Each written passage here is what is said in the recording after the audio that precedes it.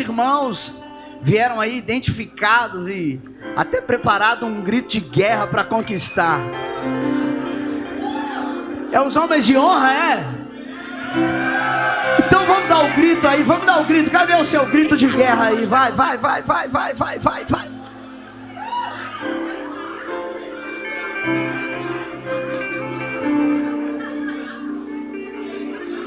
Foi quase.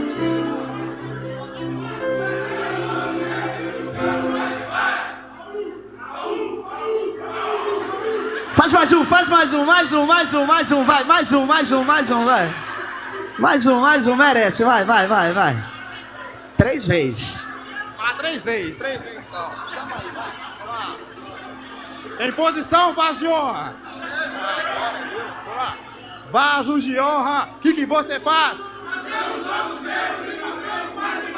Vasos de honra, o que você faz? Vasos de honra, o que você faz? Raul! Raul! Raul! Você pode celebrar Jesus aí!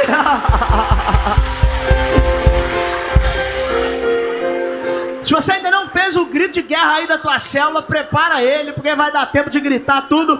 Mas tem uma igreja que tem um grito de guerra aí, e o nome dele é Jesus!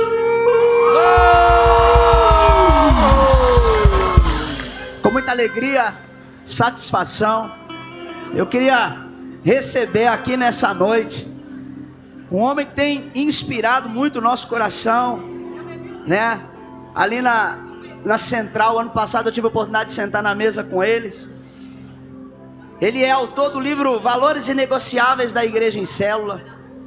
Pastor João Vitor, um dos coordenadores do DNA Central, que apoia os pastores com a igreja em células. Tem uma família linda, pai, escritor. O homem vai derramar sobre as nossas vidas hoje aqui, amém?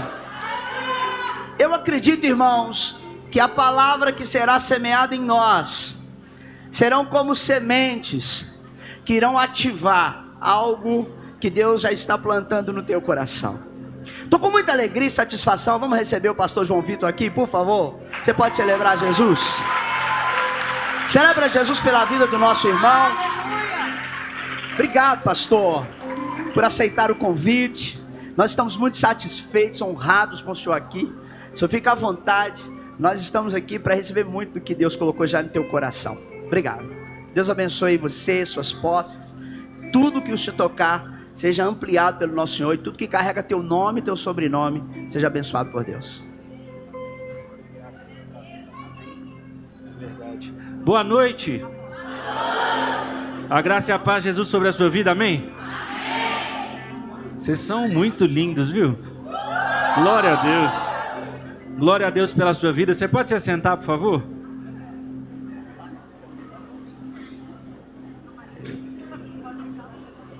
Quero agradecer o convite, pastor Verli, sua esposa, pastora Bruna, todos os pastores aqui da casa. Privilégio estar aqui com vocês, uma honra. Quem aqui ama ser parte de uma célula? Me conta aí. Célula é bom demais, né? Glória a Deus. Eu sou líder de célula há mais ou menos 13 anos agora. Espero fazer isso o resto da vida até Jesus voltar. E mais uma vez é um privilégio estar aqui com vocês. Vocês estão animados para essa noite? Nós já adoramos o Senhor, mas eu queria te convidar agora a fazer uma oração, pode ser assim? Queria que você abaixasse sua cabeça, fechasse seus olhos físicos, mas abrisse seus olhos espirituais para o Senhor. Faz uma oração agora, peça o Senhor para falar com você, para ministrar no seu coração, para que Ele mesmo seja aquele que liberou uma palavra sobre você nessa noite. Ore agora.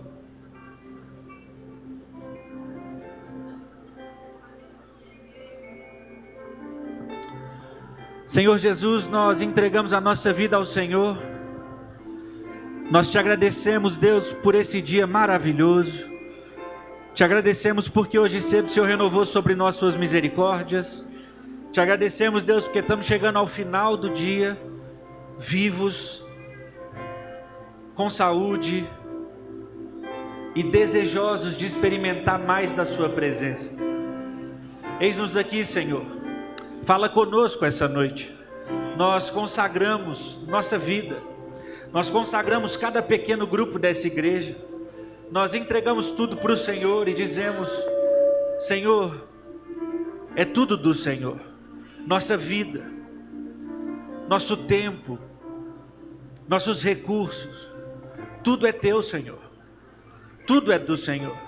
E nós pedimos agora: Senhor, fala conosco. Enche a gente do seu Espírito nessa noite. Toque em nós, toque em cada pequeno grupo, toque em cada líder de célula. Deus, toque em cada futuro líder. Tem gente que nem sabe que vai liderar, mas que está aqui hoje ouvindo essa palavra. Pai, nós pedimos, fala em cada coração. Nós entregamos esse grande encontro, essa macrocélula nas suas mãos. E pedimos que o Senhor fale conosco nessa noite, em nome de Jesus. Amém. Amém. Amém. O tema dessa noite é multiplicar tudo, e nós vamos conversar sobre isso. É claro que eu tenho uma palavra para o seu coração, que eu creio mesmo ser da parte de Deus, mas eu quero nessa primeira parte da palavra conversar de forma prática sobre a sua célula, te dar algumas dicas, falar de coisas que funcionam para valer. Se você conhece a nossa igreja é a igreja central aqui em Belo Horizonte, mas espalhada em vários lugares. Nosso maior prédio está no bairro Luxemburgo. Alguém já teve a chance de ir lá? Alguma vez? Maravilha. Essa semana, se vocês quiserem, vai ter atividade lá a semana toda. Normalmente a gente só faz célula dia de semana, mas nós estamos ajudando a hospedar aqui em Belo Horizonte o Descende. Você sabia que esse sábado, lá na Arena MRV, vai estar lotada? Alguém vai? Eu estarei lá também.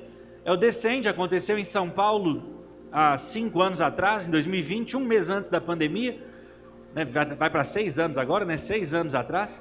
E agora nós estamos fazendo em 5 estádios do Brasil inteiro, um por cada região, todos lotados, esgotados, no Norte, no Nordeste, no Centro-Oeste, no Sudeste, que é aqui em Belo Horizonte, e no Sul. Se você não tem um plano para essa semana, nas noites, a partir de amanhã, começa amanhã, vamos ter noites de avivamento com os convidados do Descende. A central está só emprestando o prédio, né? A gente que está organizando esse Descende organizado pelo Dunamis Movement, lá do Theo Hayashi. Eu te convido a orar essa semana pelo nosso país, para o Brasil acordar de vez, para a gente buscar a Deus de verdade, para a gente buscar a Deus e entender que quem vai resolver o Brasil não é política, quem vai resolver o Brasil é a igreja, é você. E nós precisamos orar, e eu te convido a orar. Se você desejar estar conosco alguma noite, vai ser um prazer. Hoje a central, na verdade em novembro, final de novembro, início de dezembro do ano passado, a central pela primeira vez atingiu a marca de 3.000 células. 3.000 pequenos grupos espalhados. Glória a Deus por isso. Hoje nós somos pouco mais de 3.030 células, um pouquinho menos de 28.000 membros atualmente. Em célula nós temos pouco mais de 33.000 pessoas todas as semanas. E tudo que eu estou te falando hoje é de alguém que vive isso. Eu sou líder de célula há 13 anos, minha célula já multiplicou 23 vezes nesses 13 anos. Então, eu estou compartilhando meu coração hoje, eu achei o tema tão importante e vale a pena entrar em 2026 com uma palavra sobre esse assunto. A gente pode então trabalhar esse assunto juntos hoje? Queridos, como é que a gente vai multiplicar nossas células? Se a gente falar de multiplicar tudo, nós estamos falando de multiplicar cada líder, nós estamos falando de multiplicar cada célula, nós estamos falando de multiplicar cada supervisor, cada líder de líder, nós estamos falando de multiplicar pastores, amém? Nós estamos falando de multiplicar igrejas. E se hoje uma está reunida aqui, daqui a pouco nós vamos estar espalhados pelo Barreiro e ao entorno aqui, onde mais o Senhor enviar, não é isso? Amém? Irmãos, qual é o segredo para multiplicar tudo? Obedecer a única ordenança relacionada a discípulo. A única forma de multiplicar prédio, de multiplicar pastor, de multiplicar líder, é se cada um de vocês se multiplicar em outra pessoa. É se cada discípulo de Jesus gerar outro discípulo. É fácil entender na Bíblia que nós geramos conforme a espécie. Que não dá para nascer maçã da oliveira. Não dá para nascer manga do pé de alface. Não dá. Tem alguém aqui que é discípulo de Jesus? Discípulo de Jesus gera discípulo. Discípulo de Jesus não gera só convertido. Não é só ver a pessoa aceitando a Jesus, nós vamos ver muitas pessoas aceitando a Jesus. Mas é você gerar outro discípulo, que vai gerar outro discípulo. Então tudo que nós estamos falando hoje tem a ver com a multiplicação de... Estão comigo, sim ou não? A Bíblia diz, em Mateus 10, isso aqui que está na tela. O discípulo não está acima do seu mestre, nem o servo acima do seu senhor. Basta ao discípulo, e qual que é o objetivo de cada um de nós como discípulos? Ser como Jesus. E ao servo como o seu senhor. Qual é o seu objetivo nessa terra? Ficar mais parecido com Jesus, amém? E à medida que você fica mais parecido com Jesus, você faz outra pessoa ficar mais parecido com Jesus também. Eu pergunto para a casa do Aba hoje, quem aqui quer uma multidão para essa igreja? Quem acredita que esse prédio vai ficar pequeno logo logo?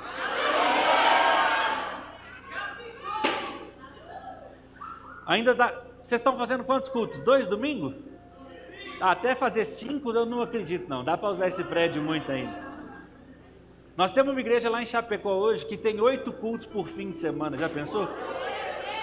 São 3 cultos de jovem sábado e 5 cultos domingo. Espaço não é um problema, irmão. Vamos ser sinceros, o problema bom é ter gente demais para um espaço pequeno, não é não? O que importa, gente, não é o prédio bonito, o que importa são as pessoas. Ganhem mais pessoas e vai ter mais recursos para ter outros prédios, e assim nós vamos. Agora, você quer alcançar uma multidão? Sim ou não? O que é que nós temos que fazer? Discípulos. A multidão sempre vai ser um processo natural, gente. Quando a gente começar a fazer discípulo um atrás do outro. Eu te pergunto, você já tem o nome da pessoa que você vai ganhar para Jesus esse ano? Você já está orando por ela? Eu te desafio agora, pega seu celular aí, todo mundo. Sem WhatsApp, hein? Abre o bloco de notas aí do seu celular. Se você não usa seu celular, mas trouxe seu caderno, serve o seu caderno.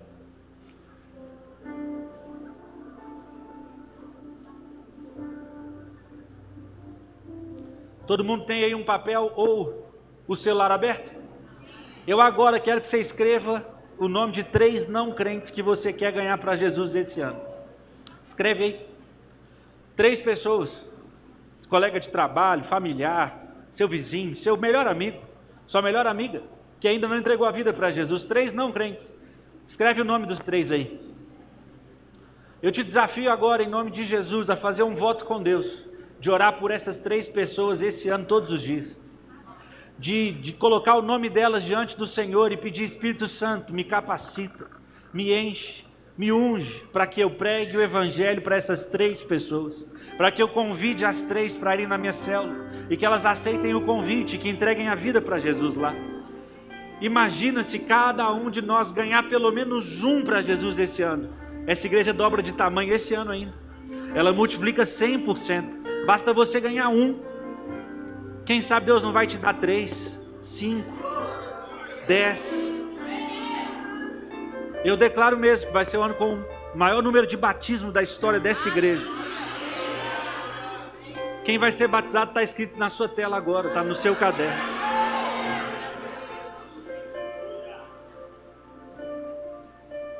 A grande comissão termina com essas palavras aqui. E eu estarei sempre com vocês até o fim dos tempos. Quem falou isso? Jesus. Jesus está prometendo: olha, eu vou estar com você até o fim dos tempos.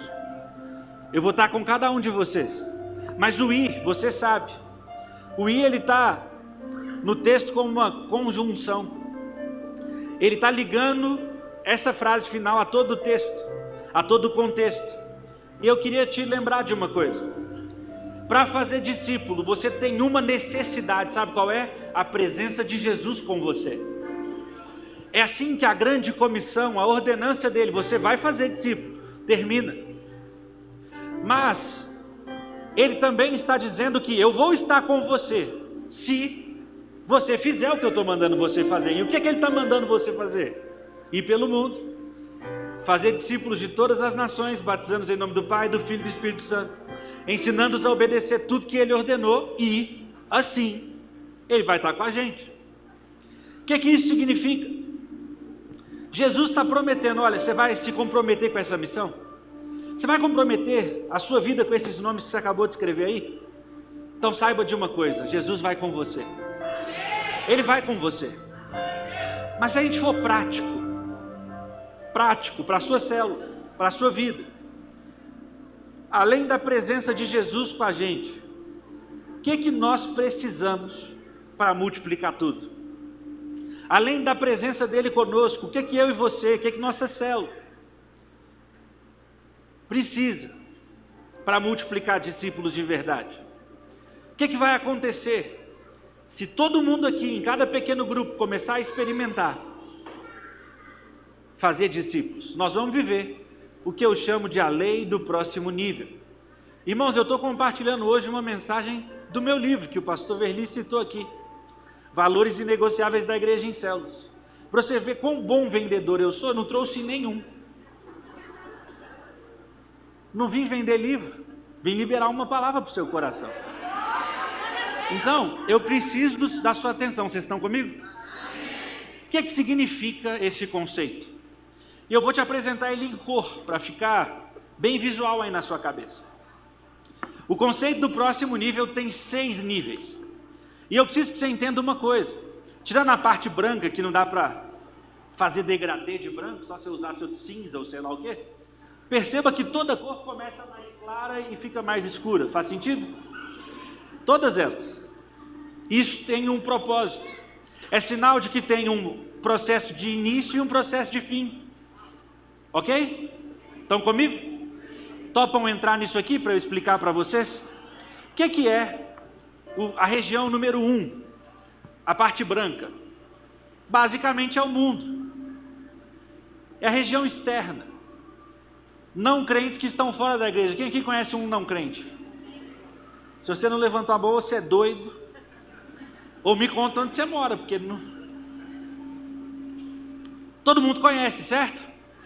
Então são as pessoas que estão desconectadas de Deus. Todo mundo aqui conhece vários. Você acabou de escrever 3. Todos nós conhecemos.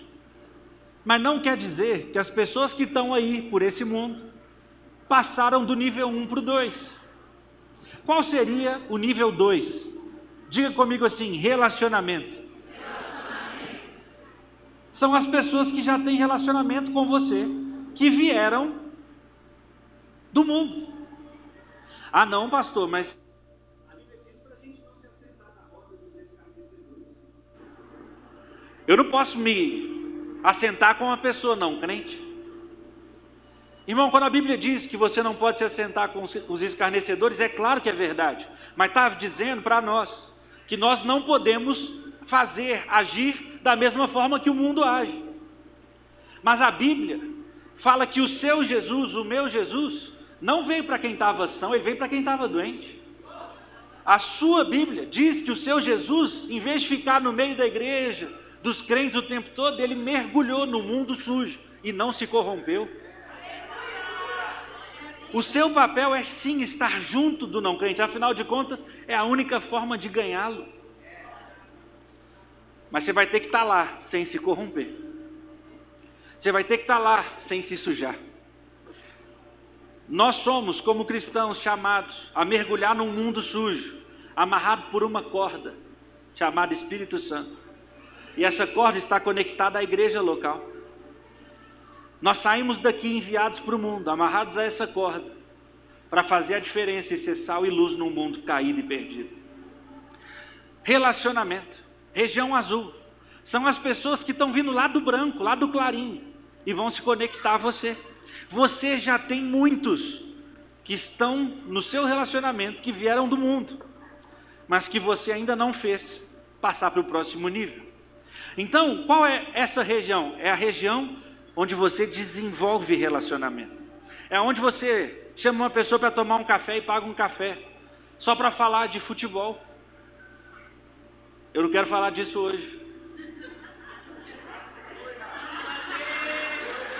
Faz parte. Faz parte. Mas eu sento com um amigo, seja ele cruzeirense, atleticano, americano, o que for, só porque eu quero pagar um café para ele, para deixar ele falar de futebol. Para o dia que ele souber, do dia que ele tiver um problema, ele souber, é para o João que eu tenho que ligar. A gente se conecta na pessoa e ganha ela para nós, ganha a confiança dela, se torna amigo de verdade. Estão comigo? Quando que a pessoa sai do nível 2 para o próximo? O dia que ela aceita um convite seu para ir para a sua célula. Você hoje tem gente não crente se relacionando com você. Quantos deles você já convidou para a célula? E eu sei que você convida alguns, os mesmos, e eles nunca vão. Mas posso te falar? Tem muita gente no seu convívio que nunca foi na sua célula porque você nunca chamou ele. Você está chamando as duas pessoas de sempre, elas nunca vão.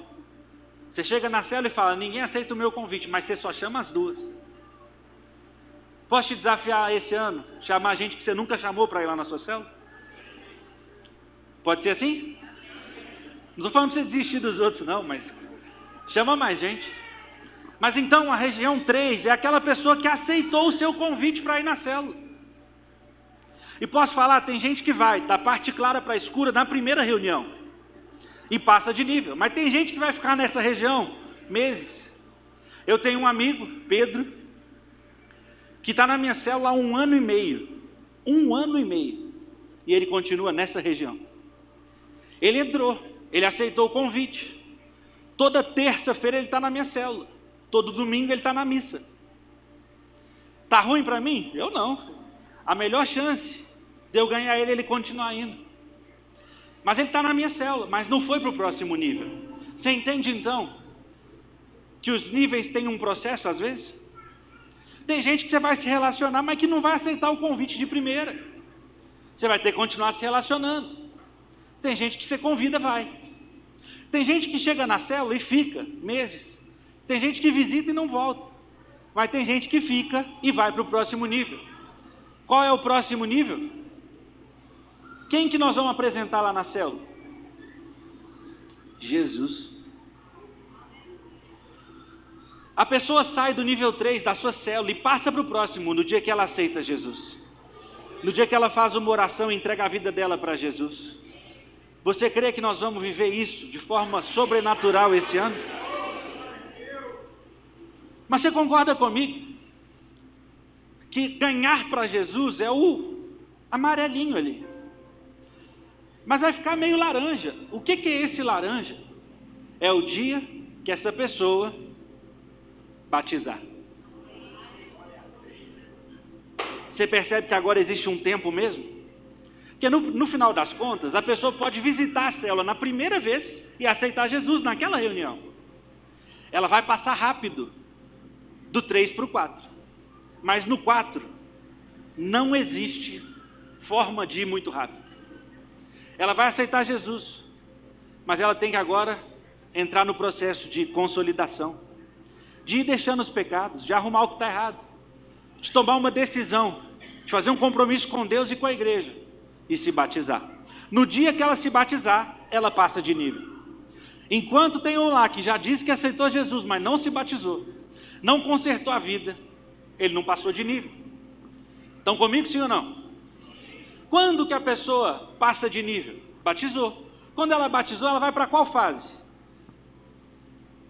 Vão por todo mundo, façam discípulos de todas as nações, batizando-os em nome do Pai, do Filho e do Espírito Santo. E o próximo passo é ensinando a obedecer tudo que eu ordenei. O que é isso? Treinamento. Treinamento. Esse treinamento envolve a escola de líderes da igreja, esse treinamento envolve a gente no relacionamento. Ah, pastor, você está falando do discipulado? Estou. Mas pastor, quando o discipulado começa? Eu te respondo. Tem muita gente que confunde o que é discipulado. Todo mundo acha que discipulado é cuidar daquela pessoa que aceitou Jesus, e agora nós vamos consolidar, e agora nós vamos ensinar ela a ser crente, agora nós vamos ensinar ela a ser dizimista, nós vamos ensinar ela. Isso é parte do discipulado? É, mas isso é tudo do discipulado? Não. Por quê? Porque discipulado começa com o evangelismo. Discipulado começa com vão por todo mundo. É quando você ganha, você já está discipulando. Discipulado não é para quem a gente já ganhou, é para quem a gente vai ganhar. À medida que a gente ganha, ela entra num processo que vai passando de nível em nível, e ela vai sendo treinada. E se esse nível é o treinamento, nós estamos capacitando ela para que ela faça outros discípulos. Nós estamos ensinando ela a obedecer todos os mandamentos, tudo que Jesus nos mandou fazer. E qual que seria o último nível? É a liderança. É quem já chegou lá. Estou tentando passar. Vamos ver.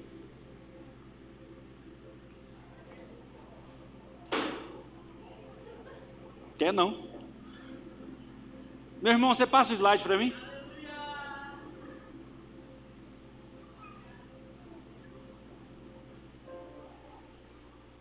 Vocês estão comigo ou não? Está claro até agora? O laser está funcionando, então não acho que é a pilha não. Liderança. O que o líder faz? Ele ajuda pessoas dos outros níveis a avançar e passar para o próximo. Ele ajuda o membro da célula a ganhar outro para a célula. Ele mesmo ganha. Líder, você tem que convidar não crentes, não é só exigir dos outros. Todos nós temos que fazer isso. E, gente, qual que é o segredo? Para a gente multiplicar uma célula, para a gente multiplicar discípulos, sabe qual é o segredo? Posso falar? Próximo slide, por favor. É necessário ter pessoas, posso passar mais um, em todos os níveis. Vocês querem multiplicar de verdade essa igreja? Tem que ter gente em todos os níveis.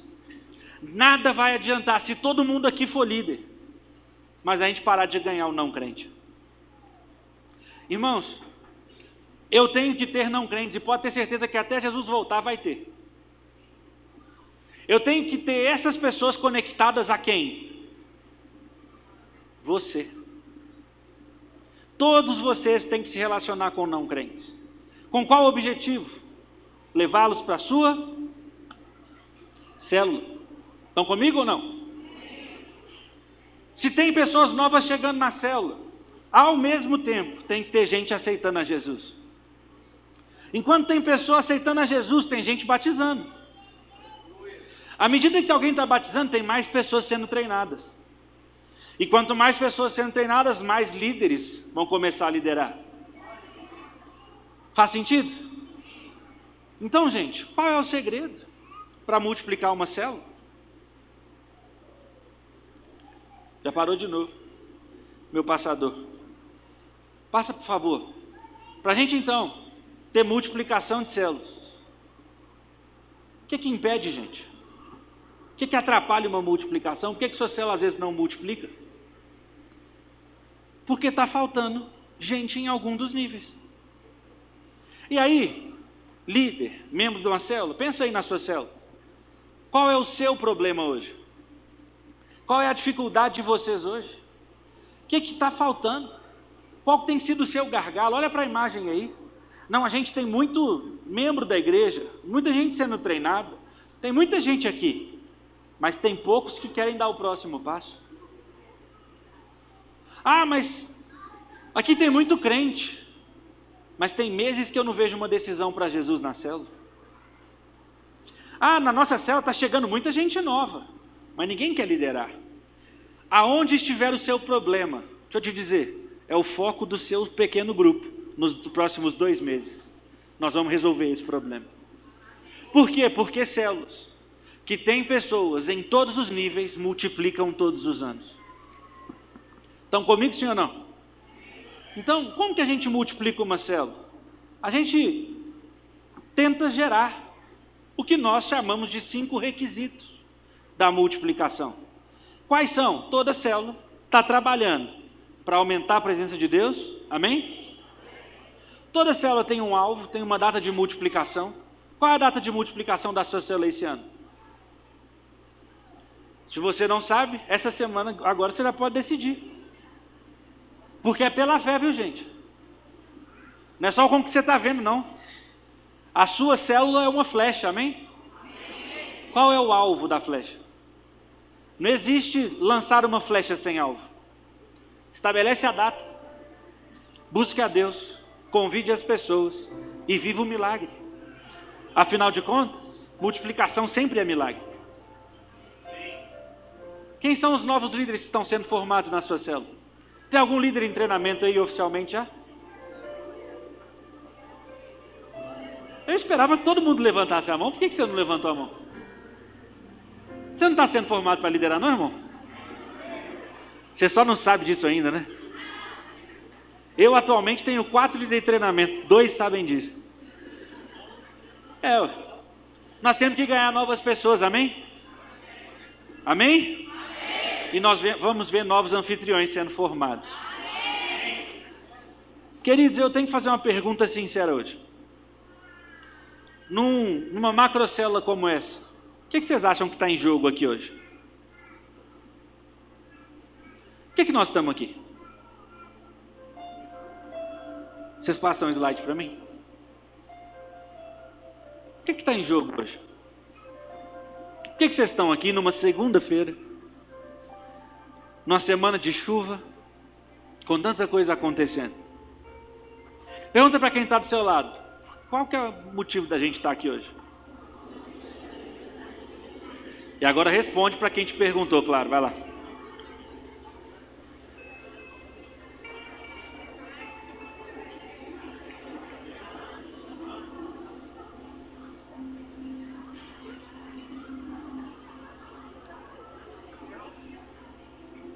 Alguns têm uma resposta tão longa, né? Meu Deus do céu. Talvez você ache que o que está em jogo hoje, nós fizemos um encontro como esse, os pastores de vocês organizaram um encontro como esse para discutir a visão. O que está em jogo hoje é a visão. Ou o que está em jogo hoje, não sei, é se a gente é uma igreja em célula ou não. Irmãos, deixa eu falar uma coisa, de coração. O que está em jogo aqui hoje é a mesma coisa que está em jogo todo dia que sua célula encontra. O que está em jogo hoje é a mesma coisa que está em jogo toda vez que essa igreja se reúne para cultuar a Deus. Sabe o que está em jogo em qualquer encontro da igreja de Jesus? A eternidade. É o que está em jogo hoje. O que está em jogo é se as pessoas que estão no nosso convívio vão para o céu ou para o inferno. O que está em jogo toda vez que a igreja de Jesus se reúne é se as pessoas da nossa cidade vão para o destino eterno com Deus ou sem Ele. Toda vez que a sua célula reúne, toda vez que nós estamos aqui adorando a Deus feliz da vida, tá bom demais, não tá? Irmãos, o cemitério não fechou. Tem gente que morreu hoje sem Jesus. Isso tem que mexer conosco, tem que mexer com o meu coração e com o seu coração. Mas se eu posso te dar uma grande razão para se multiplicar, eu preciso ir para a Bíblia. Lá no meu livro, ele chama Valores Inegociáveis da Igreja em Células, eu falo disso.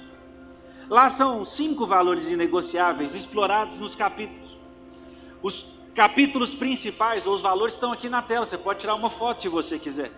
Mas toda célula tem que ter relacionamento significativo. Sua célula tem que ser um grupo em que as pessoas se abrem, em que todo mundo fala dos seus pecados, em que as pessoas confessam uns com os outros. Líder de célula, você quer ver sua célula confessando os pecados? Comece você confessando os seus. Abre seu coração na sua célula. Meu líder de célula, eu só tive 2 na vida toda. Depois eu virei líder e nunca mais. Meu líder de célula me ensinou, quando eu era líder em treinamento, falou: João, toda vez que alguém fala de uma dificuldade, você já quer mostrar na Bíblia o que fazer. E tudo bem ajudar com a Bíblia. Mas deixa eu te falar, se você não se abrir, eles vão parar de se abrir. E ele me ensinou: João, você tem que ser como o apóstolo Paulo, que disse: com o judeu eu fui judeu, com o grego eu fui grego, eu fui fraco com o fraco, eu fui tudo para com todos para ganhar alguns. E ele ensinou: você tem que aprender a ser fraco com o fraco. Irmão, quando eu quero que a minha célula abra o coração, cada cara lá na minha frente abre o coração, eu abro o coração. E à medida que eu abro o coração, eles abrem o coração, e nós vamos construindo relacionamento significativo. Meus padrinhos de casamento saíram da minha célula. Meus melhores amigos são ou foram parte das minhas células. A gente constrói relacionamento. Mas nós não podemos virar uma panelinha de amigo. Ao mesmo tempo em que nós estamos elevando o nível do nosso relacionamento, nós estamos evangelizando através dos nossos relacionamentos. Nós somos aqueles da região azul conquistando os da região branca. É o crente relacionando com o não crente e convidando eles para a célula, até eles entrarem no nível 3. Evangelismo por relacionamento. Eu podia fazer várias coisas, explicar várias coisas, mas eu posso te mostrar uma coisa só.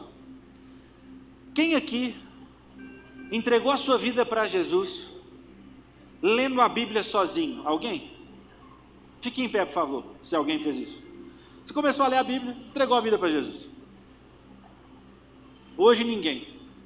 Quem aqui entregou a vida para Jesus porque estava ouvindo no YouTube, ou numa rádio, ou em qualquer coisa, ouviu uma mensagem, estava lá passando, procurando, escutou e entregou a vida para Jesus? Alguém?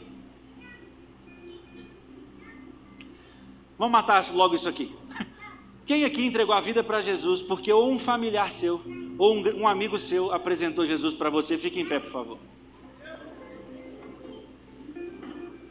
Olha para o lado, irmão. Qual é o evangelismo que funciona hoje? É o evangelismo é você ganhando seu familiar, amém? É você ganhando seus amigos. Pode se assentar de volta. Acabou não. É um valor inegociável a formação e capacitação de outros líderes. É um valor inegociável envolver todo mundo. Todo mundo na sua célula tem função. Cada semana um faz uma coisa. Tem semana que um é responsável por organizar o lanche, o outro é responsável por organizar o louvor, o outro vai dar a lição. Semana que vem troca tudo. E pode ter certeza que todo grupo que está construindo relacionamento significativo, que está ganhando pessoas do seu relacionamento, que está formando outros líderes, envolvendo todo mundo, vai multiplicar todo ano. Vocês estão comigo? Mas eu quero te mostrar, talvez de uma forma como você ainda não viu, talvez alguém já tenha visto, se você já leu meu livro você já sabe, mas eu quero mostrar talvez uma das 3 principais palavras que Deus já me deu na vida,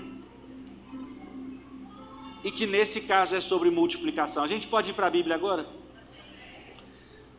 Primeiro, eu só queria ler um versículo antes de abrir a Bíblia em outro texto, que está lá em 1 Coríntios 4, versículo 1, está aqui na tela para você. O apóstolo Paulo afirmou o seguinte: vocês nos devem tratar como servidores de Cristo, que foram encarregados de administrar a realização dos planos secretos de Deus. Irmãos, Deus tem planos e tem propósito para cada um de nós. E Deus tem um propósito para a nossa cidade, um propósito para a nossa nação, um propósito para esse mundo. E Ele escolheu seus discípulos para realizarem essa obra, amém?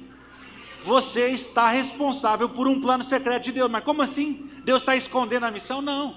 É porque quem não é crente não acredita na missão. Mas se você acredita na missão, você está a serviço do rei, amém? Então o apóstolo Paulo está falando dele mesmo, mas ele está falando de você. Ele está falando de mim. E ele está dizendo o seguinte: o que se exige de quem tem que cumprir a missão é uma coisa só. O que se exige de quem tem essa responsabilidade aqui, de novo, é que seja fiel ao seu Senhor. Irmãos, esse texto é importante para nós, porque o apóstolo Paulo não está dizendo que você tem que ser a pessoa mais alegre de todas para fazer a missão. Ele não está dizendo que você tem que estar com um sorriso no rosto o tempo todo. É claro que se você tiver, é ótimo. Mas ele não está dizendo que você tem que ser a pessoa mais forte de todas. Afinal de contas, é quando você é fraco que Deus é forte. Ele não está dizendo que você tem que ser a pessoa mais conhecedora da palavra de Deus, por mais que quanto mais você conhecer, melhor será. Ele não falou, é exigido de você que você saiba tudo. Mesmo porque, se ele fizesse isso, a mulher samaritana não podia estar registrada na Bíblia. Que a mulher samaritana teve um encontro com Jesus no poço de Jacó, lá em João 4, você lembra? E ela foi ganhar a cidade dela para Jesus. Sabe quanto tempo de convertida ela tinha? Uns minutos. Sabe quanto conhecimento de Jesus ela tinha? Da Bíblia? Nenhum. O que ela tinha? Uma experiência genuína com Jesus. Você tem uma experiência genuína com Jesus? Você pode ganhar sua cidade para Jesus. O que é exigido de você não é uma postura alegre, ou ser forte, ou conhecer tudo. Mas uma coisa, todos nós temos que ser: fiéis. Fiéis a Deus. Mas eu tenho que perguntar: o que é fidelidade para você? Qual é o significado da palavra fidelidade? Para você, em uma palavra, o que é ser fiel? Aproveitando que nós estamos na célula hoje, pode me responder. Grita aí para mim, o que é fidelidade em uma palavra? Peraí. Ele usou duas palavras para falar exatamente a mesma coisa. Compromisso, o que mais? Confiança. Obediência. Atitude. Eu nem pus de propósito, lógico que eu pus de propósito, tem uma aliança aqui, de noivado. O que é ser fiel, gente? Amar. É o compromisso. O que mais? Honrar, uma escolha. Respeito. Alguém discorda de uma dessas palavras para ser fiel? Bom, essa é a nossa interpretação de fidelidade. Eu pergunto, alguém aqui quer saber o que é ser fiel aos olhos de Deus? Esse eu queria que você abrisse a sua Bíblia comigo. Abra a sua Bíblia comigo, em Mateus, capítulo 25, na famosa parábola dos talentos. Nós vamos descobrir essa noite o que é ser fiel aos olhos de Deus. É uma palavra para o seu 2026, mas é uma palavra para o resto da sua vida. Você, assim como eu, tem que sair daqui hoje entendendo o que é ser fiel de verdade. Afinal de contas, só isso é exigido de você. Só é exigido de quem está na obra de Deus uma coisa: ser fiel ao seu Senhor. Estão comigo? Quem achou o texto diz amém. Quem não achou diz escola de líderes. Eu te espero, irmão.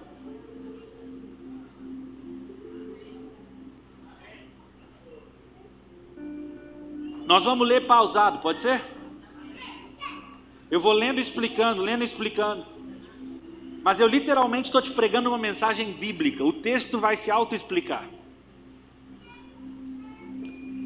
Estão comigo? O texto diz assim: e o reino do céu também será como um homem que, ao sair de viagem, chamou seus servos e confiou-lhes os seus bens.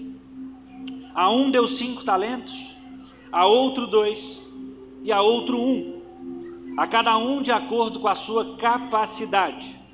Em seguida, saiu de viagem. Vou te explicar. O homem que está indo viajar nessa história representa Jesus. E uma administração é confiada a cada um dos seus servos, seus empregados. Quem que esses servos representam na história? Eu e você. O bem confiado a cada um deles foi um talento. Talento é uma unidade de medida da época que equivalia a mais ou menos 34 quilos de ouro ou prata, cada talento. Ou seja, simboliza uma grande responsabilidade. Parte do texto é explicada através dos seus dons. E você já ouviu essa pregação sobre os seus dons nessa palestra, nessa palavra, várias vezes. Mas eu tenho o entendimento, e acho que o original também quer dizer, que isso tem a ver com tudo de valor que Deus te deu. Não é só dom. Estão comigo até agora? Você já percebeu também que os empregados não receberam a mesma quantidade. Teve gente que recebe 5, teve gente que recebe 2, tem gente que recebe 1. Isso mostra que eu e você podemos ter capacidades diferentes. Isso também significa que se Deus te deu 2, Ele não vai te cobrar por 5. Mas também significa que se Ele te deu 1, é sinal de que Ele te abençoou e que Ele está esperando algo de você. Não importa quantos talentos você recebeu, Ele está esperando de você uma atitude. Vamos continuar lendo. Versículos 16 a 18. O que havia recebido 5 talentos, saiu imediatamente, aplicou-os e ganhou mais 5. Também o que tinha 2 talentos, ganhou mais 2. Mas o que tinha recebido 1 talento, saiu, cavou um buraco no chão e escondeu o dinheiro do seu senhor. Vamos resumir. O primeiro recebeu 5, multiplicou, terminou com 10.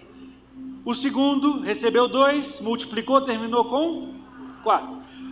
O último não multiplicou, pois decidiu manter o que tinha. E daí? Irmãos, faz 2000 anos que Jesus veio. E o que Ele nos deixou a cargo de construir? O reino de Deus. E no final da nossa vida, eu creio que, sendo muito sincero, isso está cada vez mais próximo, Ele vai voltar.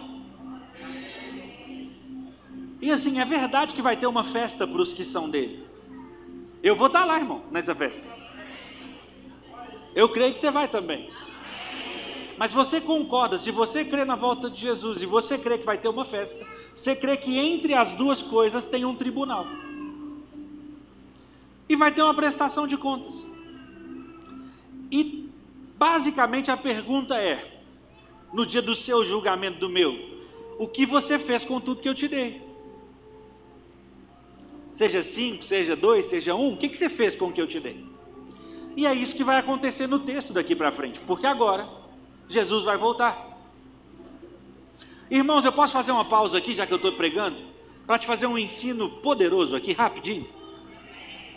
Eu não ia falar disso não, mas eu sigo ordens. Mateus 25 é um texto inteiro sobre a volta de Jesus. Mateus 24 é um dos textos mais escatológicos do Novo Testamento. É um texto sobre a volta de Jesus. Escatologia é o estudo da volta de Jesus. O Mateus 24, o capítulo inteiro é sobre a volta, os sinais, como vai ser. E Jesus termina de contar isso e começa a contar 3 parábolas. Nas 3 parábolas tem uma coisa em comum: Jesus volta nelas. Irmãos, quando eu estudava, assim, não que eu parei de estudar, eu já fiz 2 graduações, já estudei ensino médio e tudo mais. Eu lembro muito bem que toda vez que chegava a época de prova, a gente ficava mais atento com os professores, sim ou não? O professor falava, isso aqui vai cair na prova, você marcava diferente no caderno, para você estudar. Na faculdade eu vi muito, meus colegas de faculdade da engenharia, na teologia, graças a Deus eu não vi isso, graças a Deus, mas na engenharia eu lembro que o povo ficava pegando prova do professor do ano anterior, para tentar descobrir qual questão quer cair de novo. Vamos ser sinceros, todo mundo gosta de saber o que vai cair na prova, sim ou não? Irmão, Jesus vai voltar e vai avaliar a gente. Mateus 25, o Mestre Jesus deu para nós a cola da prova. Ele revelou nas 3 parábolas sobre o que você vai ser avaliado. Você quer saber? A primeira parábola é a parábola das 10 virgens. A Bíblia diz que tinham 10 virgens esperando o noivo. Quem é o noivo na parábola? Jesus. Quem são as virgens? Nós. Posso te falar, as 3 parábolas acontecem dentro da igreja. Nenhuma é fora. E o texto explica isso, mostra isso. Na primeira é um fato, elas eram virgens. Gente, as 10 são virgens. As 10 estão na igreja esperando o noivo. 5 são prudentes, 5 imprudentes. 5 estão guardando azeite, 5 estão acabando o azeite. A Bíblia diz que as 5 que estão perdendo seu azeite, pedem emprestado para as outras. Isso é um alerta para quem está na igreja. E elas falam assim, nós temos tão pouco e o noivo está quase vindo. Nós não podemos te emprestar, mas vai comprar. E as 5 vão comprar, sabe o que significa? Que elas sempre tiveram recurso para comprar mais azeite. Elas só não foram. Mas quando elas decidem ir, enquanto elas estão lá, o que acontece? O noivo chega. Jesus volta. Ele entra para a festa com as 5 virgens. As outras 5 chegam e batem na porta. Senhor, nós chegamos, deixa a gente entrar. E Jesus vira para aquelas virgens e diz, eu não conheço vocês. E elas não entram. Irmão, quando Jesus voltar, você será avaliado se você manteve o seu azeite até o final. O que é isso? Se você manteve a sua fé até o final. Se você não perdeu a fé procurando dinheiro. Se você não largou a sua fé por causa de um relacionamento. Se você não abandonou aquilo que você cria por causa das coisas desse mundo e das preocupações desse mundo. Você e eu seremos avaliados lá no final, se a gente ainda tem azeite. Pulando a parábola dos talentos, a terceira e última parábola do texto de Mateus 25 é o julgamento das nações, é o texto onde Jesus separa bode de ovelha. E basicamente o texto é assim, Jesus vira para um grupo e fala assim, quando eu tive fome vocês me deram de comer, quando eu tive sede vocês me deram de beber, quando eu tive frio vocês me deram de vestir, quando vocês cuidaram de mim. E aquele povo pergunta, Senhor, mas quanto que a gente fez isso pelo Senhor? E Jesus responde, vocês fizeram isso a mim quando fizeram aos pequeninos, aos menores dentre vocês. O outro grupo, Jesus fala da seguinte forma, quando eu tive fome, vocês não me deram de comer. Quando eu tive sede, vocês não me deram de beber. E eles perguntam, mas Senhor, quando nós não fizemos isso? Quando vocês não fizeram aos pequeninos. E aí eles começam a justificar, e sabe qual é a justificativa deles? É a prova de que eles estavam na igreja. Eles falam assim, mas Senhor, nós expulsamos demônios em seu nome. Nós curamos os enfermos em seu nome. A gente estava trabalhando lá na igreja.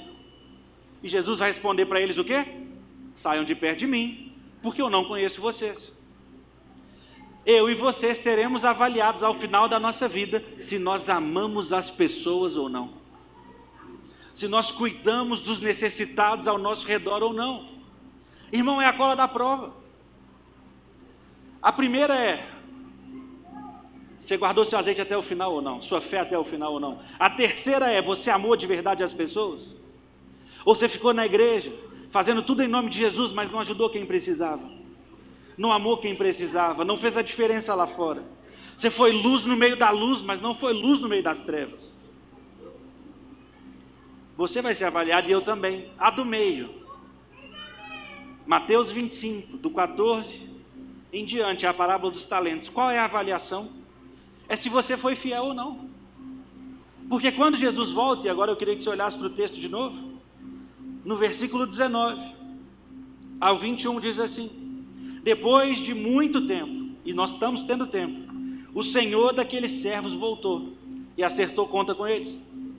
O que tinha recebido 5 talentos trouxe outros 5 e disse: o Senhor me confiou 5 talentos, veja, eu ganhei mais 5.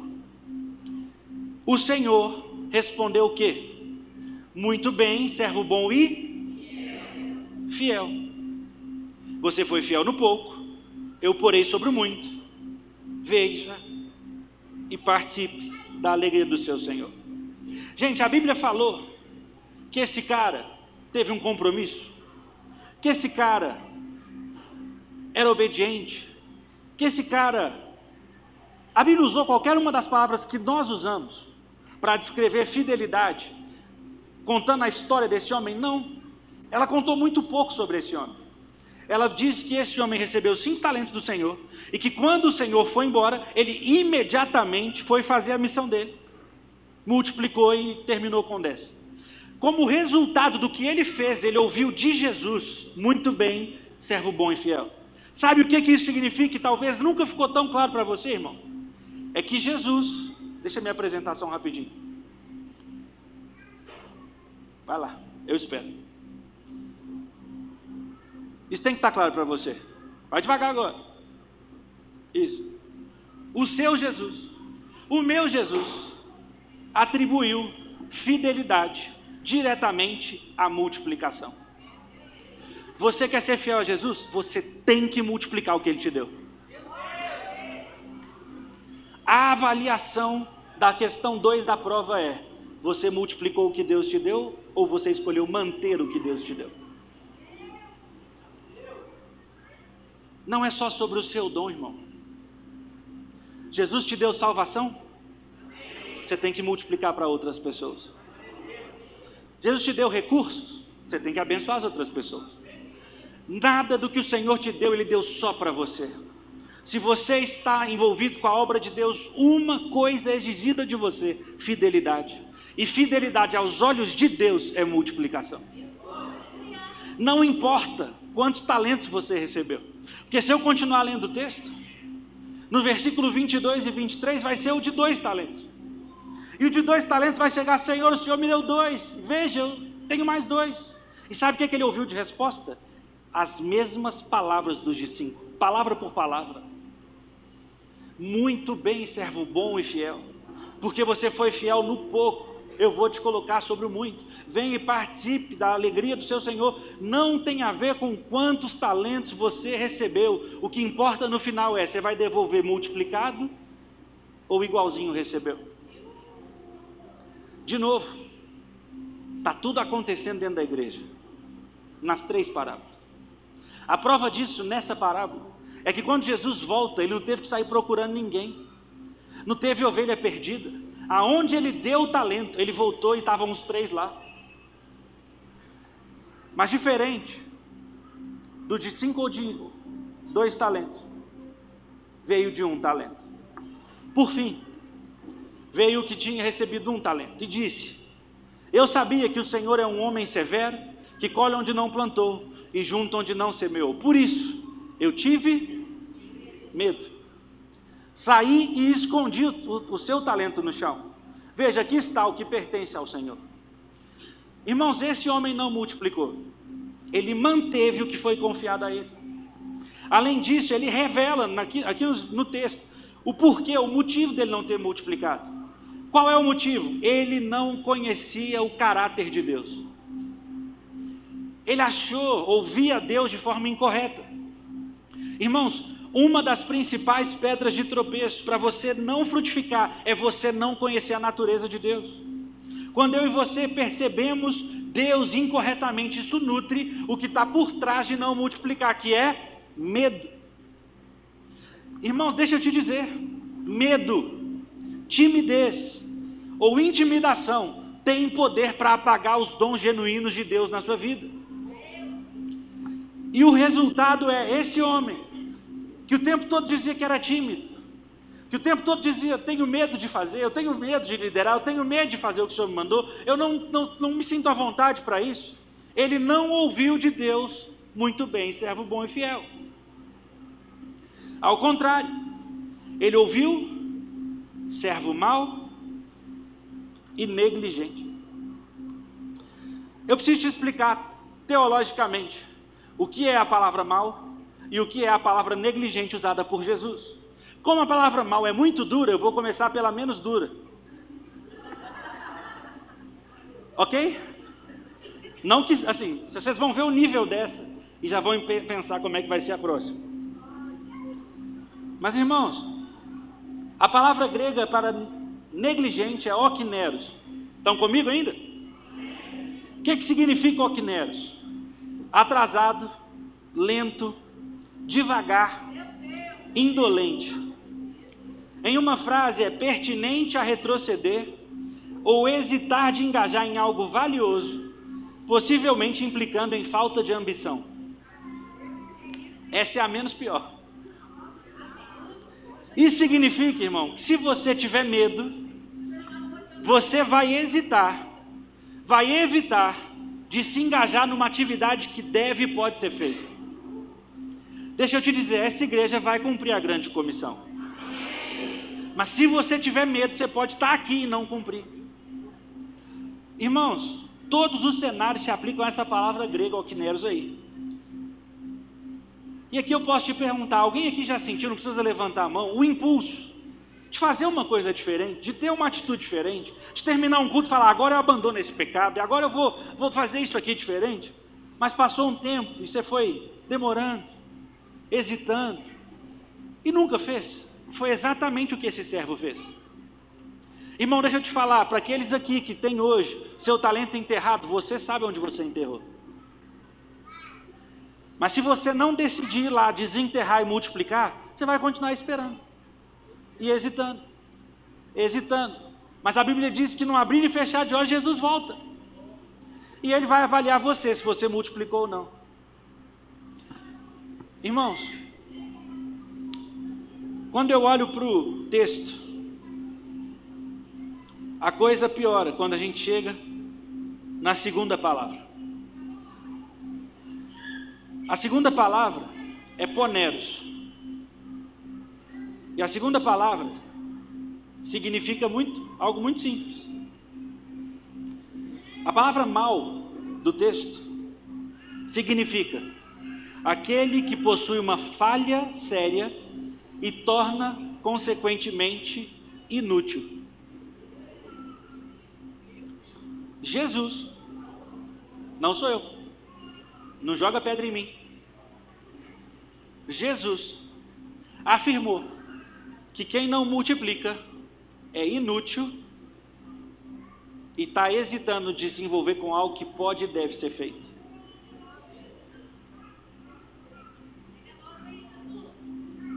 Em outras palavras, o que nós aprendemos aqui, irmãos? Que aqueles que multiplicam são considerados por Deus bons e fiéis.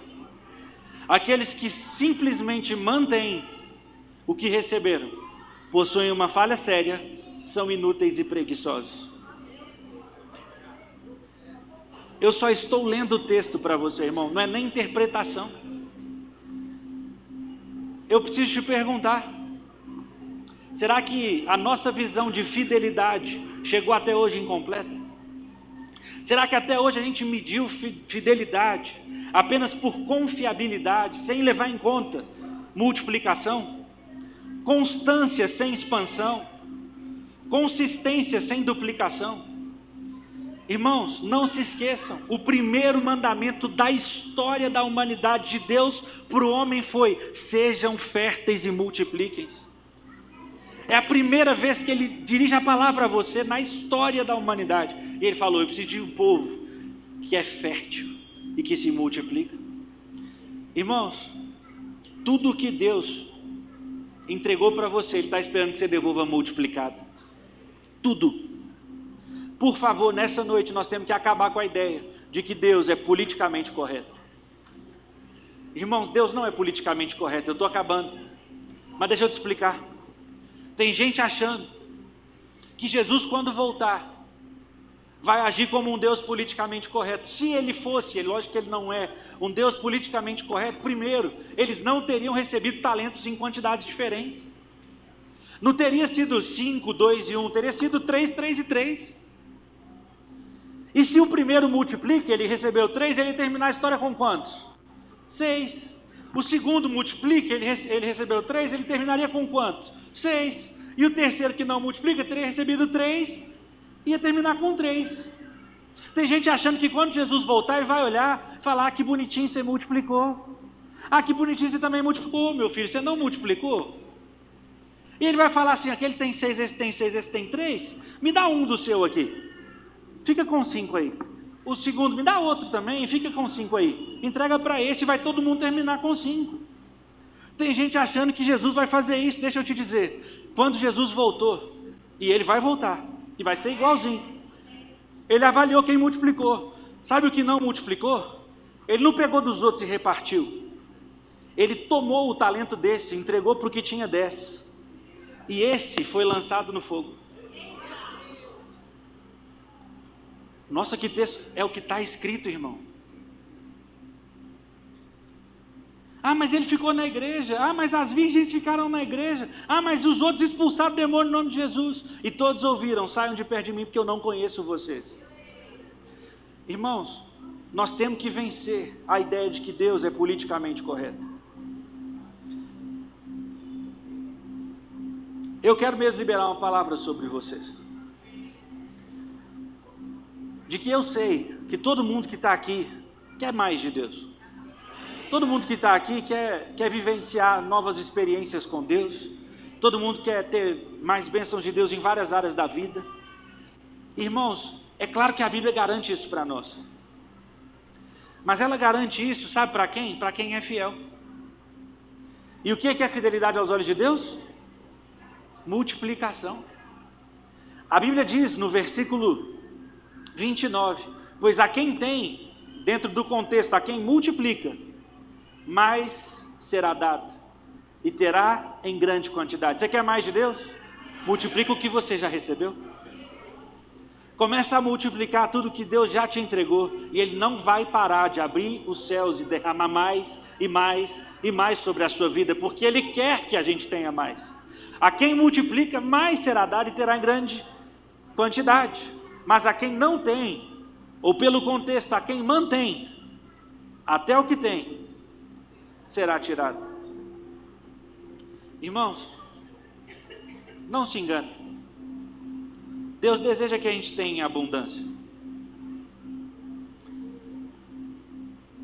Dons foram confiados a você. Bênçãos sem medida estão chegando na sua vida. Mas você não pode esquecer de uma coisa: não existe esperança nenhuma para o Vale do Jatobá inteiro sem Jesus.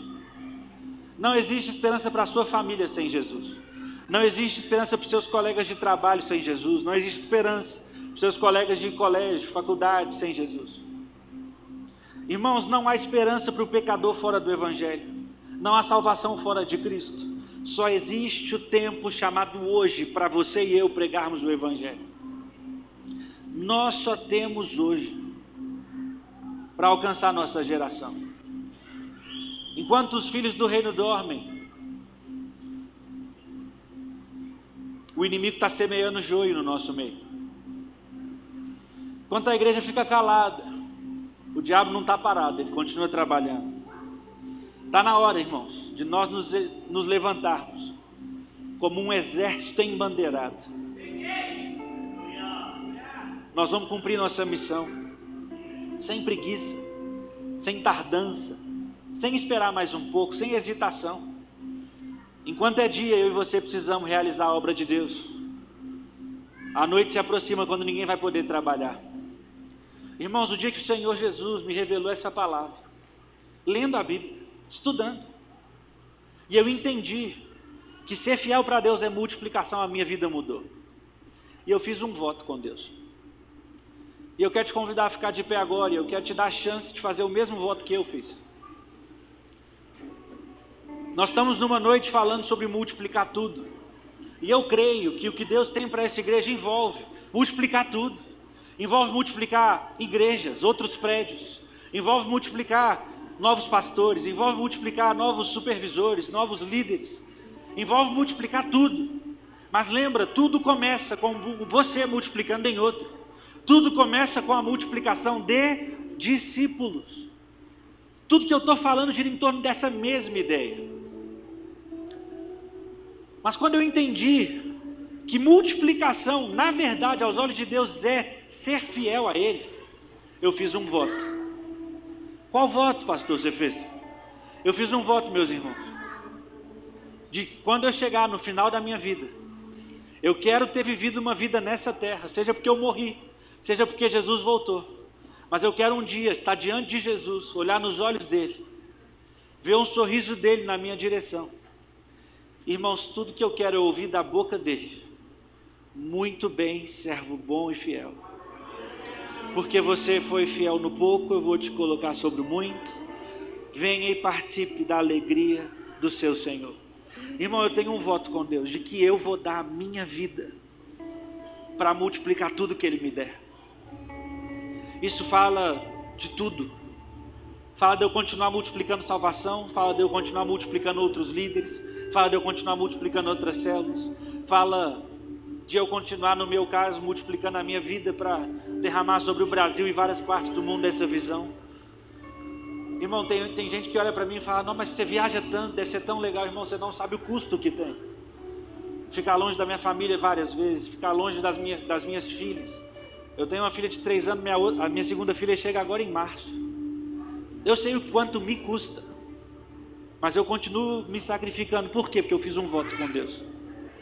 Eu vou dar tudo o que eu tenho para multiplicar o que eu tenho. Um dia, irmãos, eu quero ouvir da laringe de Jesus um som, falando: João, muito bem, servo bom e fiel. Meu desafio para você hoje é: faz o mesmo voto. Se compromete essa noite, não fica hesitando mais não.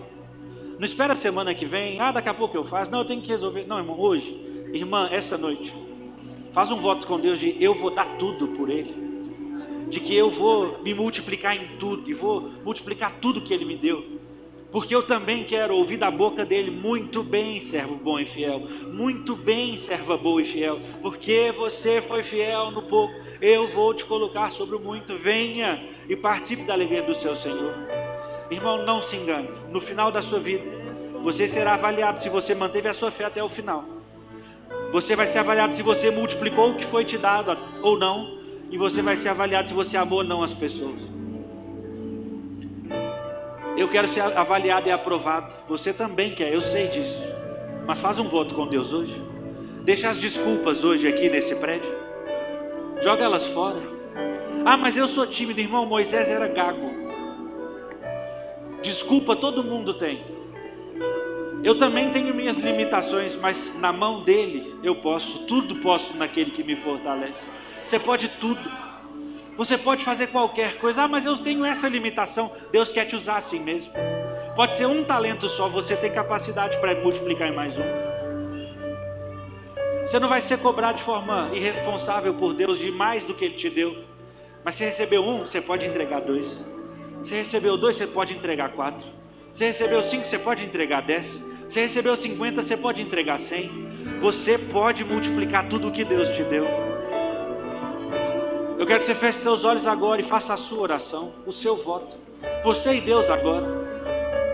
Você tem 1 minuto, 2 minutos para fazer a sua oração, para deixar tudo aqui. Aproveita que janeiro não acabou e se compromete com o melhor ano da sua entrega na sua vida, na sua história, em todas as áreas.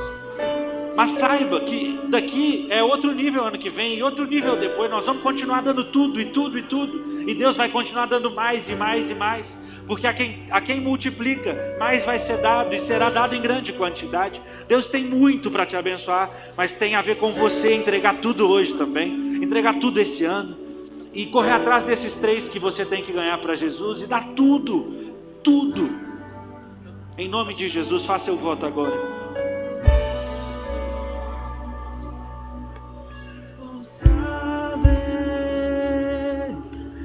E a chama não vai apagar.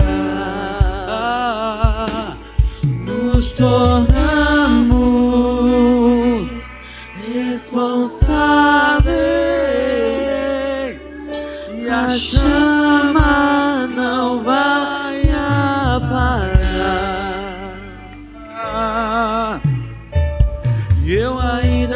fome, eu ainda tenho lenha.